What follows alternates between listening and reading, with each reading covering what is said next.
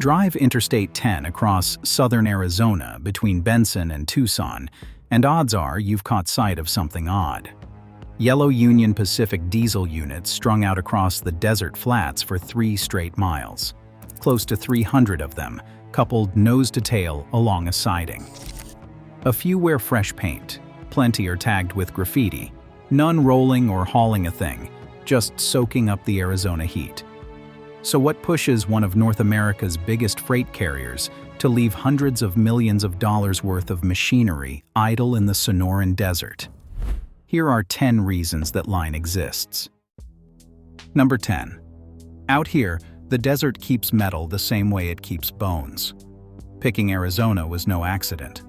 The logic that made Tucson the planet's biggest aircraft boneyard carries straight over to rail equipment. Roughly 60 miles to the northwest of the Benson locomotive line sits Davis-Monthan Air Force Base, holding better than 4,000 mothballed military aircraft spread over 2,600 acres of bare desert. Everything from retired F-16 fighters to huge C-130 haulers stands in tidy rows on the packed earth, visible to passengers flying into Tucson International. What draws both aircraft and rolling stock is one and the same: humidity down in the 10 to 20% band, yearly rainfall of about 11 inches, and firm alkaline ground that carries heavy machinery with no need for pavement. Moisture is what ruins any stored metal machine, and southern Arizona holds barely a trace. Rust feeds on rain. Electrical systems corrode faster in humid air. Damp ground shifts and settles, chewing up rail trucks and landing gear the same way. All 3 threats vanish at once in the desert. Asked about the location, Union Pacific's Jeff DeGraff didn't mince words. The dry air spares them the rust, the rain, and the corrosion that would gnaw through an engine left out in the Pacific Northwest or the Midwest. Benson brings a practical bonus too: a long run of open siding set well back from the main line, so the stored engines never choke freight traffic. Number 9. Every one of these engines is a fortune standing perfectly idle. Depending on model and setup, a modern diesel locomotive runs from $1 million to $3 million apiece. Union Pacific keeps about 8,000 of them working over 32,000 miles of track spread through 23 states. Those roughly 300 units at Benson by themselves add up to between $300 million and $900 million in equipment. So, why let that scale of money sit in the dirt? Because none of it is junk gathering dust. Each one is a working asset the railroad fully means to run again. Even in storage, they are inspected and serviced on a set rotation, because when freight demand surges, the company needs them fit to move in days, not months. Every so often, maintenance crews work through the Benson line, going over the diesel engines, testing the air brakes and electrical gear, and confirming each unit can rejoin service without a full rebuild. Number 8. One man, Hunter Harrison, rewrote the whole playbook. Understanding why so many engines sit parked means understanding precision scheduled railroading, PSR for short. A rail executive named Hunter Harrison first rolled it out in 1993, putting it to work at Illinois Central, then bringing it to CSX and Canadian National. On paper, the notion is plain enough. Haul the identical volume of freight with fewer locomotives and fewer cars by fielding longer, leaner trains on tighter timetables. Before PSR, a hub and spoke setup ran most of American railroading. A freight car would roll into a classification yard, get sorted, and get bounced onto one train after another, often pausing at several terminals before it ever reached where it was headed. 5 or 6 separate crews might handle a single car between pickup and drop-off. Much of that tangle got cut out under Harrison's approach. Rather than fielding a lot of short trains, railroads started building fewer but longer ones that carried freight from origin to destination in a far more direct line. Less of a car's life was spent parked in yards, and more of it was spent moving on the main line. What followed reshaped the economics of the business. Demand for locomotives, crews, and terminal infrastructure all shrank. Wall Street was thrilled. That signature profit gauge, the operating ratio, which tracks how many pennies out of each revenue dollar get eaten by costs, slid at every road that took up PSR. Investors answered by shoveling cash into rail shares. Inside a few years, every big Class 1 carrier on the continent had either embraced PSR or promised to. Number 7. Union Pacific staked the whole outfit on something called Unified Plan 2020. October of 2018 was when Union Pacific started fielding its own take on precision scheduled railroading, branding it Unified Plan 2020. Its targets were bold: cut the hours cars idle in yards, run longer trains, wring more use from every asset, and push the operating ratio, that share of revenue swallowed by expenses, down to 60% or under. A year in, the numbers were jaw-dropping. By the close of 2019, Union Pacific hauled roughly the same freight while leaning on a third fewer cars and engines. Ahead of the plan's debut, the railroad had about 3,100 locomotives in storage, close to 40% of its whole fleet. Reckon that is better than 3 of every 8 engines the company held, sitting idle somewhere out on the system. Depending on the corridor, trains grew 15 to 21% longer, a few of them stretching 2 to 3 miles, and the operating ratio set a quarterly best of 59.5%. On the balance sheet, a clear win. On the human side, the story got a good deal messier. Number 6. Roughly 5,000 workers footed the bill for all those parked engines. Behind every stored locomotive stand crew with no engine to run and mechanics with no machine to service. By the tail end of 2019, somewhere near 5,000 Union Pacific employees had been furloughed or shifted into alternate work status. That was no trifling figure. It was a sizable slice of the road's operating workforce. And the same pruning was underway at every Class 1 carrier that took up precision scheduled railroading. The industry-wide tally sang the same tune. From 2016 onward, headcount across the Class 1 railroads dropped about 25%. The Brotherhood of Locomotive Engineers, alongside other rail unions, drew on the data they had lodged with the Surface Transportation Board and spoke bluntly about what they were watching unfold. Dennis Pierce, who heads the engineers union, noted that even as productivity per worker reached new highs and the railroad raked in quarterly profits running into the billions, staffing was sliding the other way. Safety worries came from the unions too. Trains grown longer put added stress on infrastructure never built to carry them. Signal maintainers said their territories had widened even as the window for inspections narrowed, since dispatchers hated the idea of slowing a train locked to a fixed schedule. Carmen, the people who look over freight cars, told of pressure to knock out brake inspections at a clip of 60 seconds a car, a pace they branded dangerous. Congress held hearings. Testifying for the unions, witnesses said the railroads prized keeping trains in motion over everything, the well-being of the crews included. The argument over whether precision scheduled railroading strengthened the craft or gutted it remains wide open. Number 5. Mothballing. A locomotive takes a lot more than parking a car. A diesel locomotive isn't something you can just abandon the way you leave a car in the driveway. Getting one ready runs through several make-or-break stages. To start, anything that might freeze has to be drained out. Most fill their radiators with ordinary tap water dosed with corrosion inhibitors rather than antifreeze, since water carries heat off more efficiently. At a mild spot like Benson, a freeze is seldom a worry, yet the draining routine holds regardless of location. Next comes a cap over the exhaust stack, keeping rain, debris, and animals from piling up inside. After that, the cab gets locked down and guarded against vandals.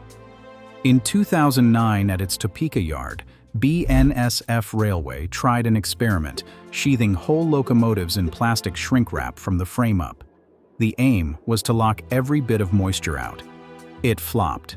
So much condensation gathered inside the sealed cabs that the whole effort got scrapped. The takeaway was straightforward.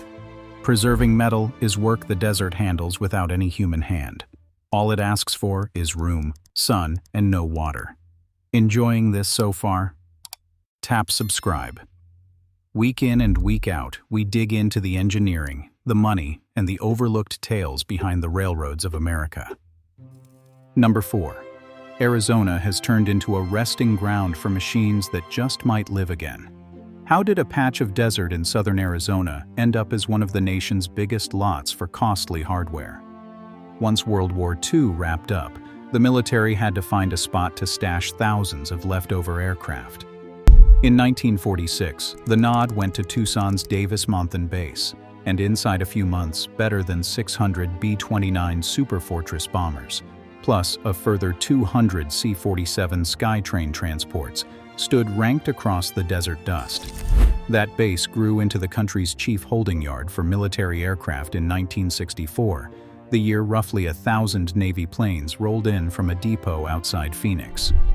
As the Vietnam War tapered off, the count topped out above 6,000 aircraft in 1973.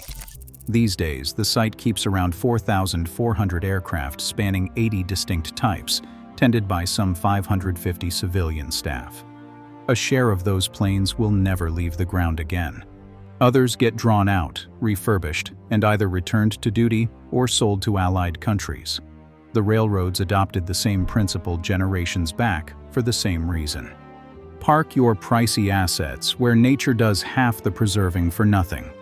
Those Benson engines aren't headed for scrap, they're dozing, and much like the aircraft over at Davis-Monthan, a call to duty can rouse them. Number 3. Satellite firms track these trains to forecast the economy. This is the stretch of the tale that nobody sees coming. A firm called Ursa Space Systems began aiming synthetic aperture radar, a satellite imaging method that sees through cloud and darkness, at the Benson line from orbit. The thinking behind it was simple. Idle engine counts at a spot like Benson climb as the economy softens, and fall once demand comes back. Follow the length of that 3-mile row across time, and you have a nearly live stand-in for freight demand and the health of the wider economy. Hedge funds and commodity traders prize that data because swings in stored locomotive counts can flag turns in industrial output weeks ahead of official figures. Back in April of 2020, when Union Pacific's chief operating officer, Jim Vena, told investors the company had tucked away extra locomotives as the pandemic's opening months dragged freight volumes down, the satellite pictures had already borne it out before the earnings call ever took place. Those parked engines at Benson had turned into an economic signal you could read from space. Number 2. The line lengthens and shortens to the beat of American commerce. Nothing about the Benson yard stays fixed. Engines flow in and out constantly, keeping time with the economy's swings. Through the recession of 2008, close to 5,000 locomotives went into mothballs across every Class 1 road. Union Pacific on its own tucked away 2,100 units, near enough a quarter of its fleet. As recovery took hold, hundreds of engines were drawn back into duty. In one push, it woke 650 locomotives to meet a demand surge on its southern lines, Texas above all. Builders such as General Electric and Progress Rail read the rebound early and set to work planning fresh orders. GE Transportation and Wabtec, betting in part that railroads would soon be hungry for new power, unveiled an $11 billion merger in 2018. Then, along came Unified Plan 2020 to drive the storage figures upward once more, this round on the back of efficiency rather than any downturn. On top of that, the COVID pandemic stacked yet another storage wave as freight fell off hard early in 2020. All the while, the Benson row swelled and receded like a barometer built out of diesel fuel and steel. Because Union Pacific shuttles its stored engines through the yard on a regular basis, the railroad urges anyone catching the line from the road to hang back and steer clear of the tracks entirely. Number 1. The question that really counts is what these engines reveal about railroading itself. Those 300 units out in the Arizona desert are no museum pieces. They're a tangible ledger of the calls American railroads have made over the last decade. PSR and the Unified Plan together showed the trade could shift the same tonnage on drastically thinner resources. Down went operating ratios, up went profits, and shareholders got their reward. Yet those idle engines carry a second meaning too. They're the slack the system used to hold in reserve for the sake of resilience. Whenever demand jumped, a corridor got knocked out by disaster, or a harvest landed bigger than forecast, those spare engines kept the freight rolling. So what comes of it when all that slack has been optimized out? The pull between efficiency and resilience laid itself bare during the supply chain crunch of 2021 and 2022, when railroads failed to add capacity fast enough for the demand pouring in. A number of the engines held at Benson and comparable yards nationwide were roused during that spell, but bringing a stored locomotive back is anything but immediate. Before a unit can move so much as one car, it needs its inspection, its brakes tested, its fluids topped off, and a crew assigned. That can run from a few days on a well-kept engine to several weeks on one that's sat idle for years. Meanwhile, Union Pacific and its peers have put money into refreshing their fleets. Aging locomotives are getting reborn with newer power that sips less fuel and throws off fewer emissions. Because that stronger power lets each revived unit pull far more tonnage than the engine it stands in for, the total number of locomotives the road needs falls even further. Whether the industry landed on the right split between efficiency and resilience is a question with no tidy answer. At Benson, the engines wait ready, fire up their motors, top off their fluids, check their brakes, and inside days they can be pulling freight the moment the call arrives. The row lies there in the desert, visible from the road, poised somewhere between a parking lot and a pledge. After dark, the desert around Benson goes still. No engines idling, no crews switching cars, no air brakes hissing into the black. 300 locomotives ranked beneath the stars, waiting. They've waited out recessions, waited out pandemics, waited out corporate overhauls that rewrote the rules of a business older than anyone alive. And each time somebody figures those engines are done for, the railroad hauls a few hundred back onto the roster and sends them roaring down the main line once more. For a spell, the line runs shorter. Then the economy turns and it fills back in. That's the cadence of American freight railroading, and it has been for over 150 years. Should you find yourself driving Interstate 10 through southern Arizona before long, turn your eyes south. Those locomotives are still standing there,